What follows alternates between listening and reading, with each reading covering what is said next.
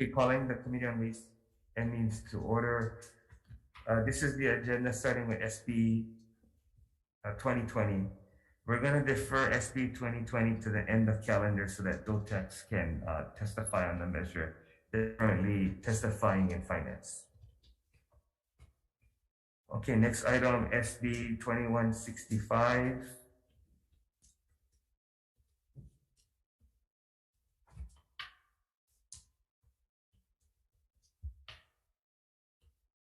All of these people signed up? All of these guys signed up to testify? Should just be approved. Oh, okay. Oh, would be same thing, you want? DOTEX? Good morning, Chair, Vice Chair, members of the committee. Tetsuya Ishii for the Department of Taxation, and we stand on our written testimony providing comments. Thank you. Tax Foundation?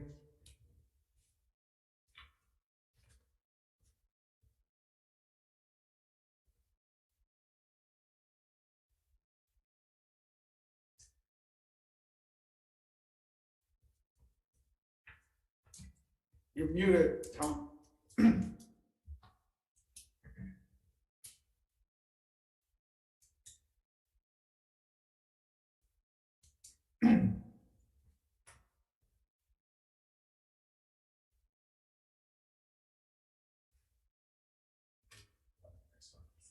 Okay, we can't hear Tax Foundation.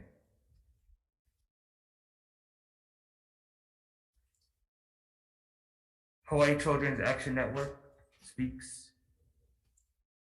Good morning, Chair, Vice Chair, members of the committee. I'm Nicole Wu from Hawaii Children's Action Network Speaks, and we are supporting this bill. We know the cost of housing is really high in Hawaii, and this renter's credit hasn't been updated since the 1980s, not even to catch up for inflation.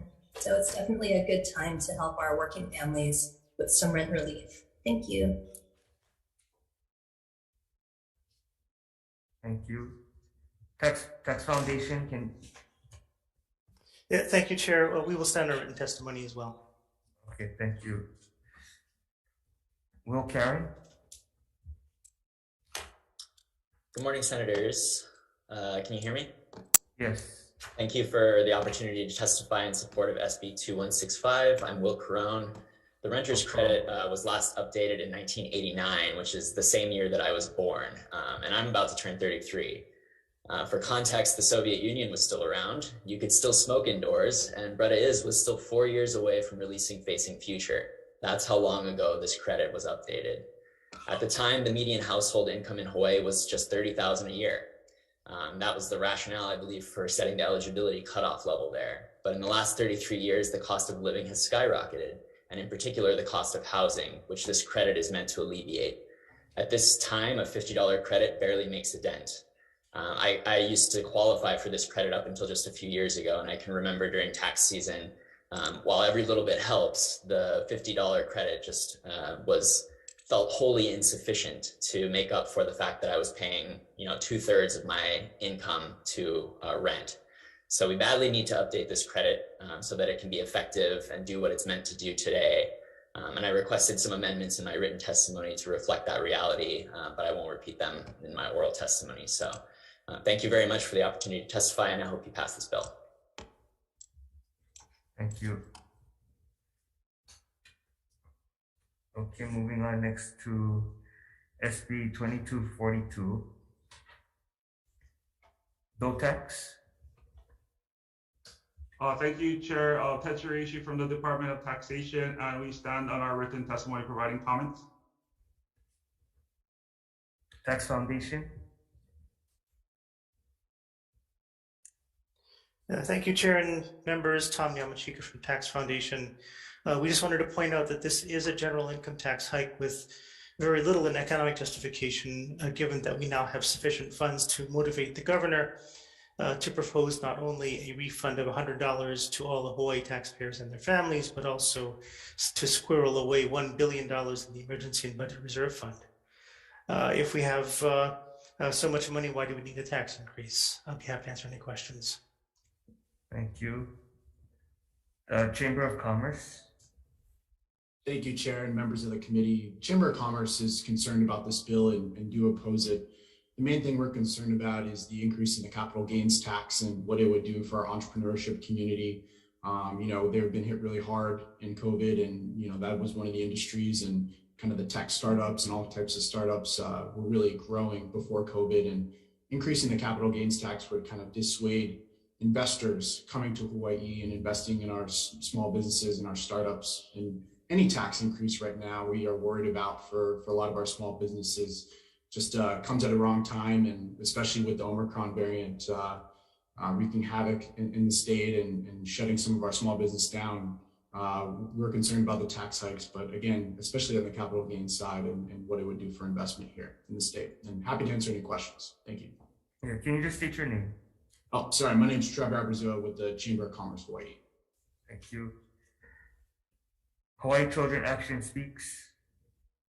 Aloha, Chair, Vice Chair, members of the committee. Hawaii Children's Action Speaks. I'm Nicole Wu, and we support this bill because we definitely think workers need some tax relief when they're unemployed, which is what the goal of this bill is. And it pays for it by asking those who can afford to pay a little more.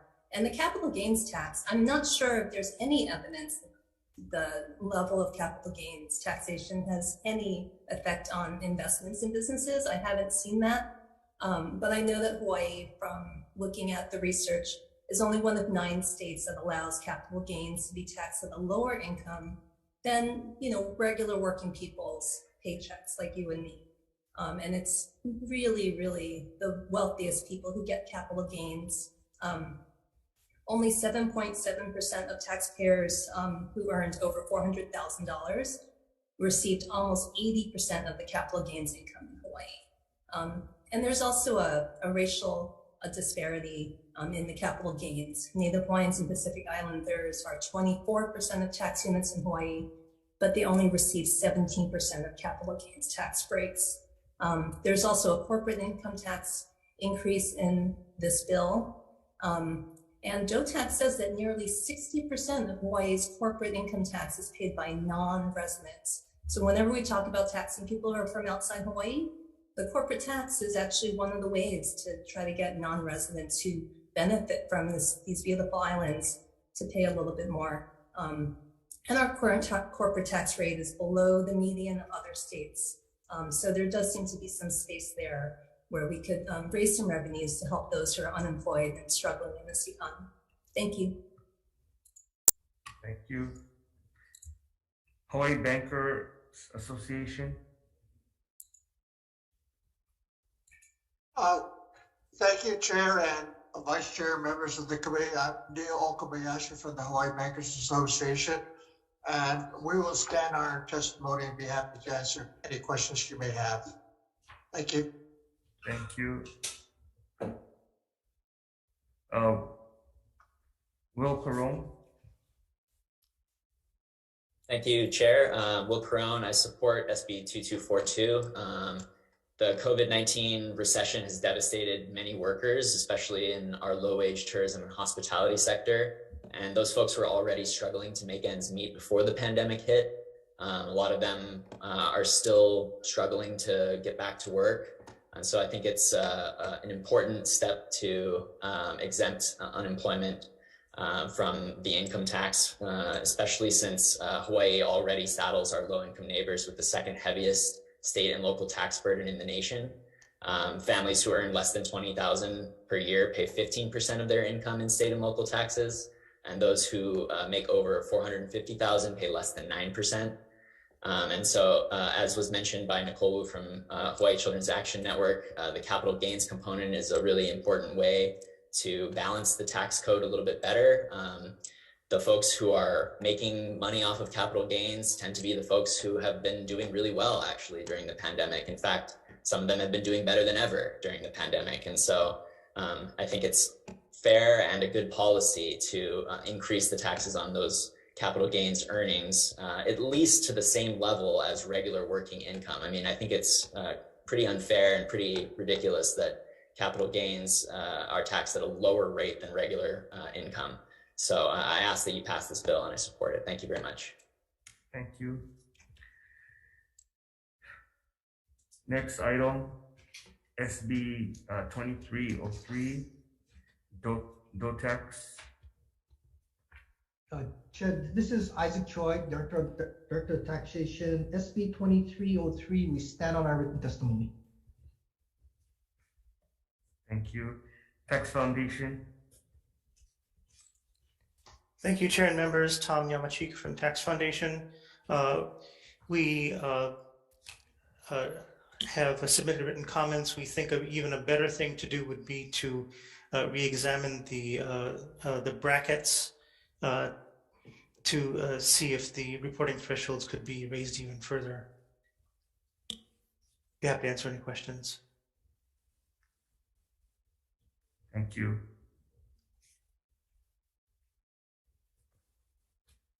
Okay, next item, Senate Bill 2337, HTDC. Thank you, Chair, Vice Chair, members of the committee. Len Higashi from Hawaii Technology Development Corporation. We stand on our written comments on the bill, available for questions. Thank you. Thank you. DOTAX. Chair, I don't think we have testimony in this particular bill. Okay. Tax Foundation. Thank you, Chair and members. Tom Yamachika from Tax Foundation. We do have concerns over whether this bill, if enacted, would be effective because one legislature normally can't bind another.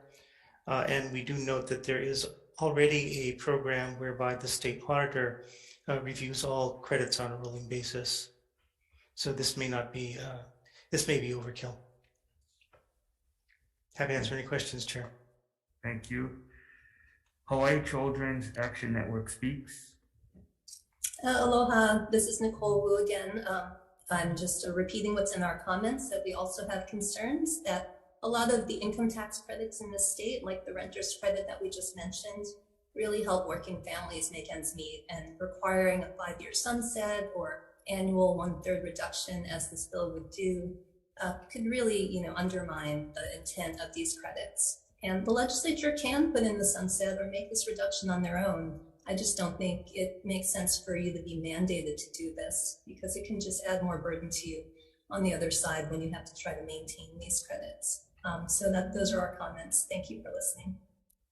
Thank you. Will Carone. Aloha, Chair and committee members. I love it when I get to agree with Mr. Yamachika. I also oppose SB 2337. I think that tax credits are an important tool for policymakers to have. And I think that passing a bill like this with a mandatory sunset or a mandatory value reduction is akin to dulling all of the tools in your toolbox and making them less effective. We know that tax credits like the EITC are an important tool for creating opportunity in Hawaii. We know how effective these kinds of credits are at alleviating poverty and generating revenue for the state. And there's no need to pass a bill like this. It's unnecessary, and this kind of restriction will be ultimately harmful. So I'm mahalo for the opportunity to testify. Thank you. Next item, SB 2380, DOTAX. Thank you, Chair. Isaac Choi from the Department of Taxation. I just want to mention that this particular special fund generates over $15 million a year. Thank you. Thank you. Tax Foundation. Thank you, Chair and members. Tom Yamachika from Tax Foundation. We do not think that allowing any special fund to spin out of control is good policy, because tax collections from whatever source are government realizations, and should be appropriated and given to the priorities that this legislature establishes, as opposed to the department that's hoarding them. As evidence that this fund is out of control, just last year, this legislature passed a bill and the governor signed it, finding that there was $15 million in this particular fund that was in excess of the requirements of the fund, and therefore allowed that amount to be rated from the fund. I'd be happy to answer any questions. Thank you. Next item, SB 2485, DOTAX. Chair, we stand on our written testimony. Thank you. Tax Foundation. Thank you, Chair and members. Tom Yamachika from Tax Foundation. We have submitted written testimony. We are concerned that this bill includes a broad-based tax increase, perhaps larger than what the drafter intended. We do have technical comments to correct what we think is an anomaly that the bill presents. And on a policy level, we're concerned that any tax increase at this time is inappropriate given our current economic situation. Thank you. Hawaii Children's Action Network speaks. Aloha, this is Nicole Wu again. This bill does two things. It improves our state's earned income tax credit, and it pays for it by getting revenue from those who can afford to pay for it. Thank you to the legislature for passing the earned income tax credit in 2017. You did pass it with a 5-year sunset. So the first thing that this bill does is that it makes the EITC permanent. I think it's been proven to, work fine here in Hawaii, and it's existed on the federal level for decades. It's known as one of the best anti-poverty tax credits in our history, actually, when you read the literature about it. And about 30 states, a little over 30 states, have an EITC as well. However, our state's EITC is not refundable, which means the lowest income families cannot get the full amount of their credit because they don't owe a whole lot in income tax.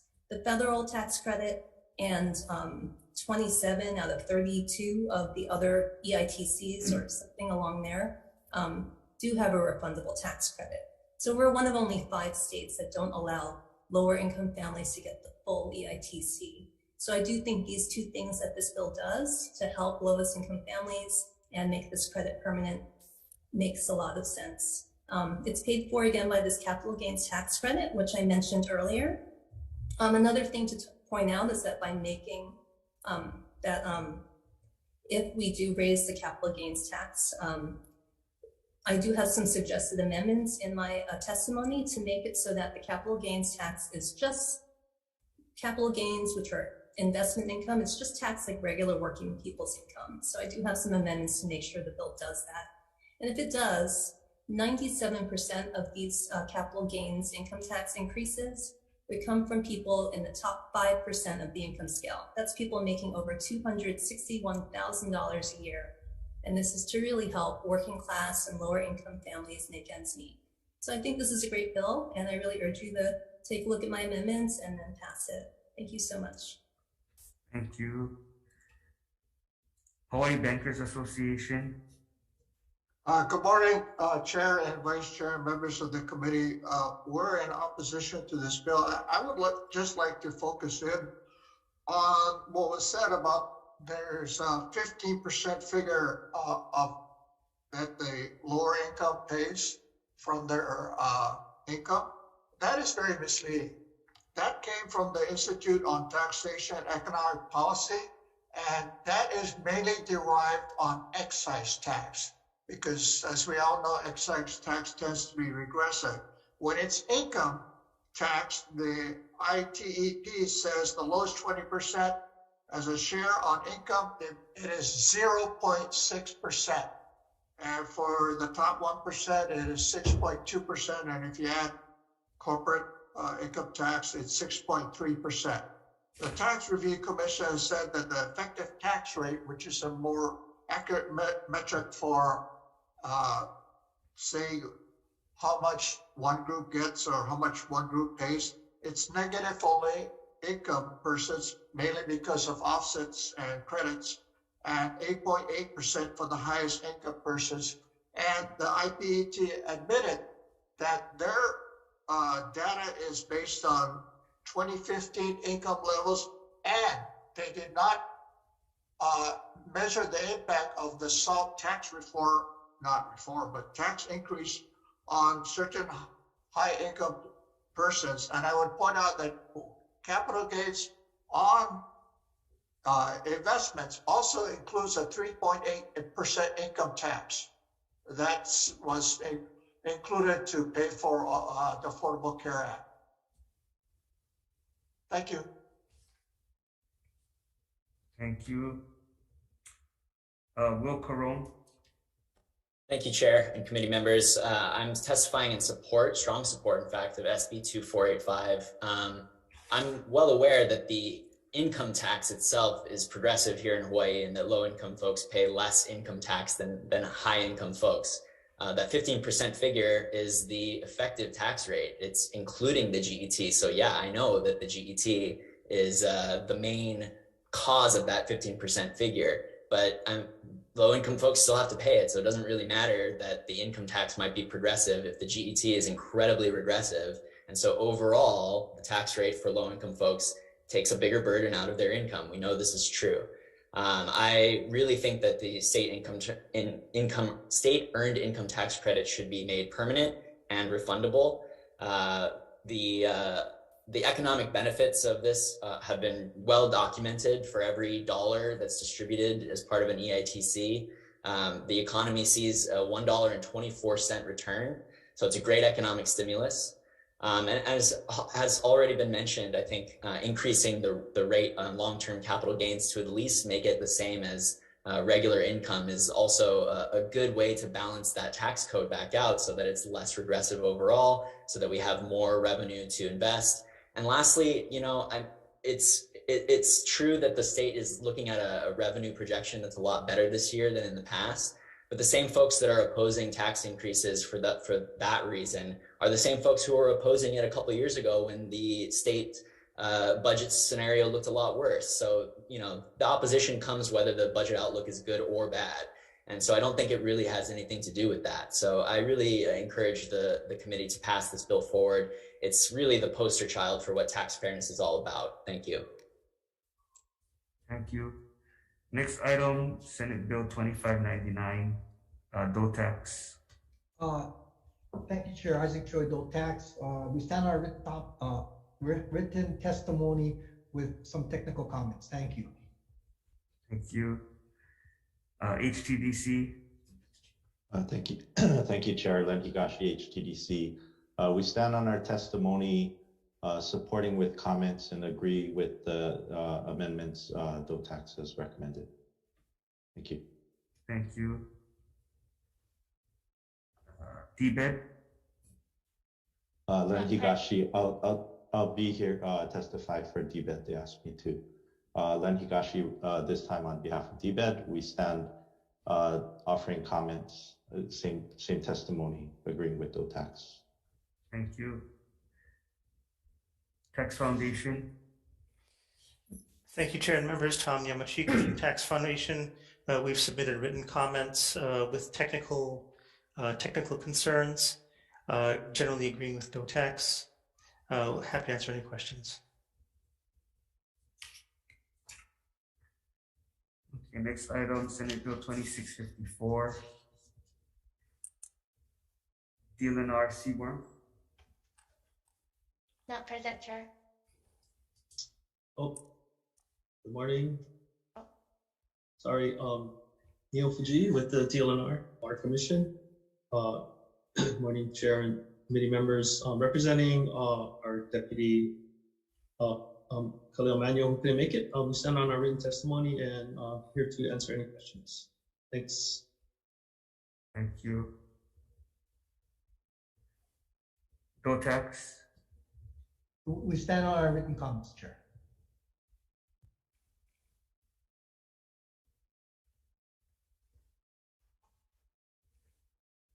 Board of Water Supply.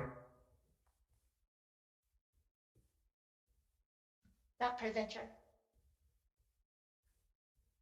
Okay.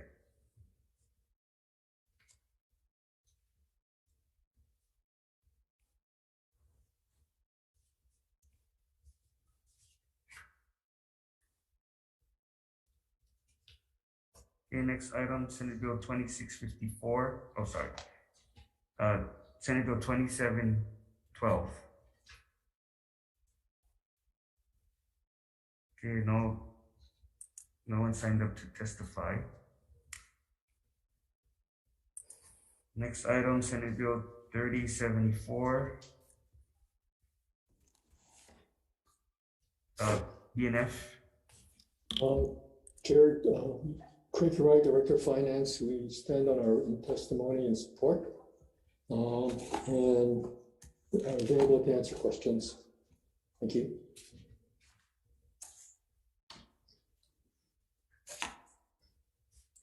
Okay, I think that's the only one. Tax Foundation has submitted written comments and will stand on those. Oh, okay, thank you.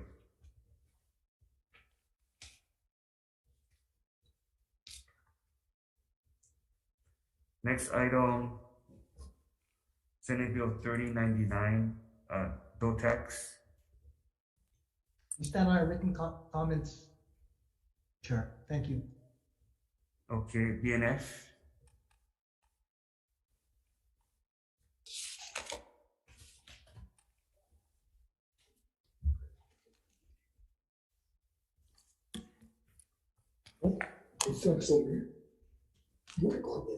We'll stand on our written testimony and support, Chair.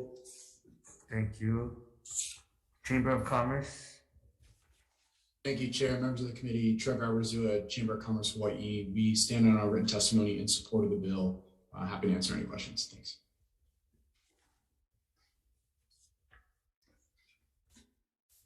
Hawaii Children's Action Network speaks. Aloha, this is Nicole Wu again. Our organization supports this bill. What it would do is that it would extend the earned income tax credit, which we just talked about, out through 2028. That definitely helps because the EITC will end if legislature doesn't take action this session. But as we were speaking about the other bill, which actually makes the EITC permanent and refundable, this bill, would be much better if it did that. And just to respond to some of the concerns about or talk about the EITC in the prior bill, the GET really is the most regressive part of our tax code.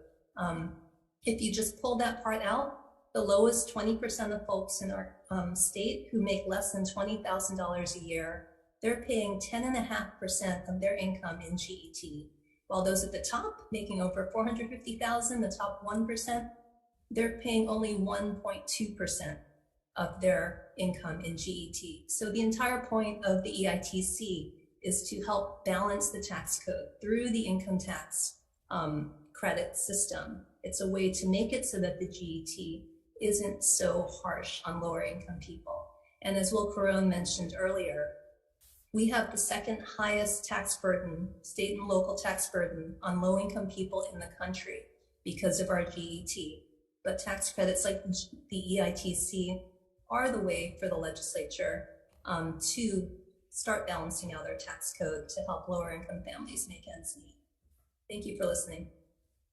Thank you. Will Carone. Aloha, Chair, members of the committee. I support the idea of extending the EITC 100%. I submitted testimony in opposition to this bill simply because the other bill that was mentioned, SB 2485, is just far superior. If the committee is going to pass this bill, I would second the amendments from Hawaii Children's Action Network Speaks to make the EITC permanent and refundable. But again, SB 2485 is just a much better bill, so that's the only reason why I'm submitting testimony in opposition to this bill. Mahalo. Okay, thank you. Next item, Senate Bill 3100, DHS. Good morning, Chair. Scott Nakasoni, Department of Human Services. We stand on our written testimony and support. Thank you. Can I ask a question? So for Human Services, has your testimony been looked at by the rest of the administration? I mean, if your concerns were that important, shouldn't it have been included in the language of the bill already?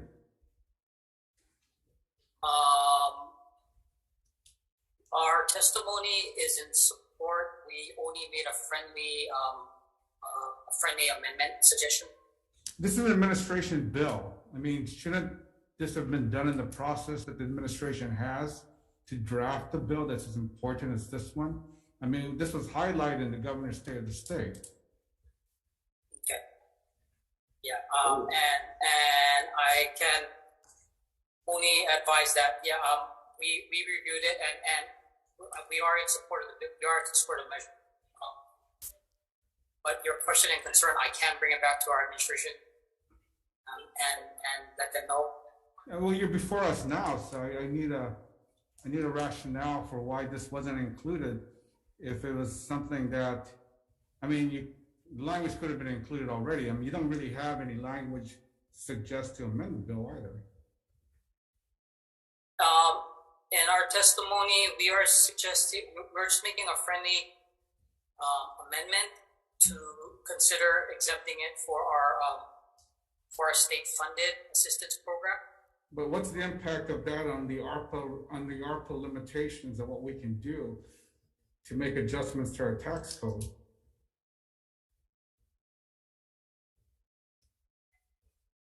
Okay, I'm sorry, I'm not following that train of thought. I'm sorry. Well, you've got other people in the administration testifying, so maybe that question can be answered by them. Thanks. Thank you. Okay, next, bill tax. Chair, Isaac Choi, Dole Tax, we strongly support this $100 bill. Thank you. DNF. Chair, we stand in our testimony in strong support. Thank you. Can I ask him a question? So did you see the testimony from Human Services? Is there any problem with ARPA implementation if that amendment is made? Chair, Vice Chair, I think we're gonna have to look at this. I'm not sure. I gotta tell you, this is the first time I've seen it. Okay, all right, thank you.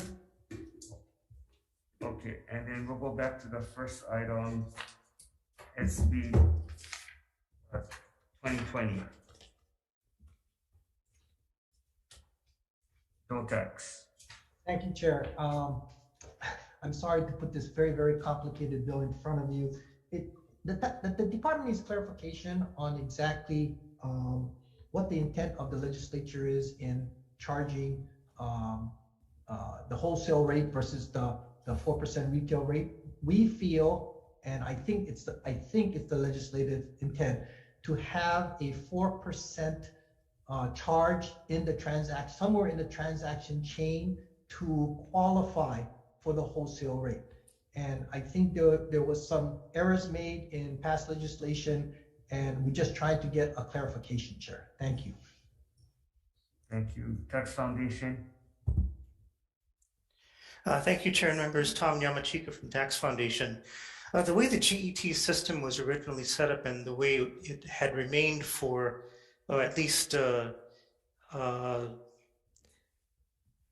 years, until 60 years, until 1999, was that the eligibility for the wholesale rate was triggered by having the customer be GET licensed. And we think that's perfectly fine. When you audit a taxpayer for compliance with the wholesale rate, you typically ask the taxpayer to say, okay, what's your customer list and how many of these guys have a GET license? Okay, that's how an audit normally proceeds. With this bill, that won't be enough, because you can tell whether a particular customer has a GET license, but you can't tell whether that customer has sold it in a 4% transaction or not. For example, if I were an Aloha shirt manufacturer, I sold it to you, you're a retail store, you sell some of them to people who come into your store, but you also sell some of them to people who want the shirts shipped to their homes out of state. Those latter transactions would be, of course, exempt under the export sale exemption.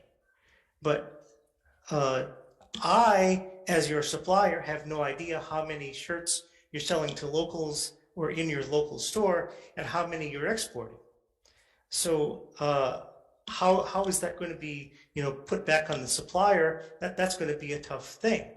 Right now, what the system does is say, okay, do you have somebody you're selling to? Yes. Is that somebody licensed under the GET law? Yes. That's it. And that's easy to verify publicly or even with public records. And that's how I think it's a very easy system to administer, much more than the one this bill proposes. Okay, thank you. Chamber of Commerce. Thank you, Chair and members of the committee. Trevor Abazua, Chamber of Commerce, Hawaii. We had concerns over this bill and the fact that we've heard from some of our nonprofit members and the fact that they would have to now charge for the general excise tax, and some of our members in the nonprofits don't even have the capabilities to do that now. So it would be a huge burden on nonprofits. And also too, an increase in tax would hurt our smallest businesses and the ones that are still struggling to recover from COVID. So we did have concerns. We put them in our written testimony and happy to answer any questions. Thank you. Thank you.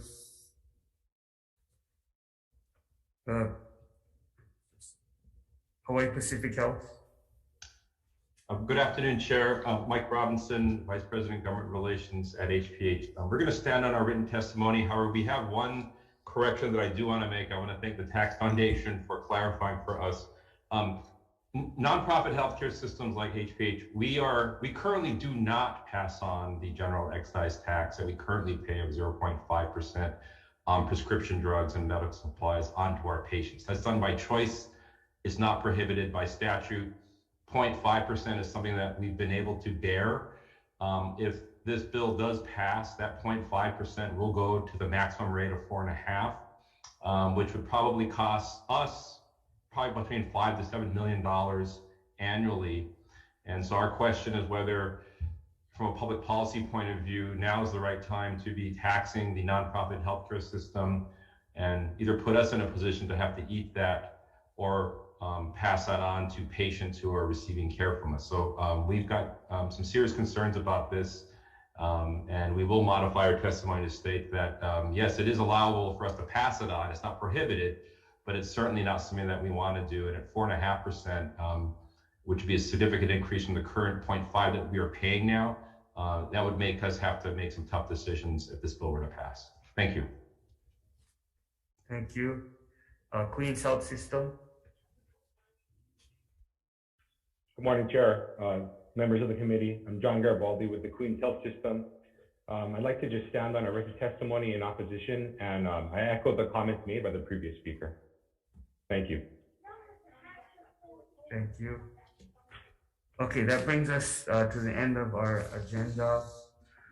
So we're gonna defer decision making on all measures to a later date to be determined. The bills will be reposted to the legislature's website at that time.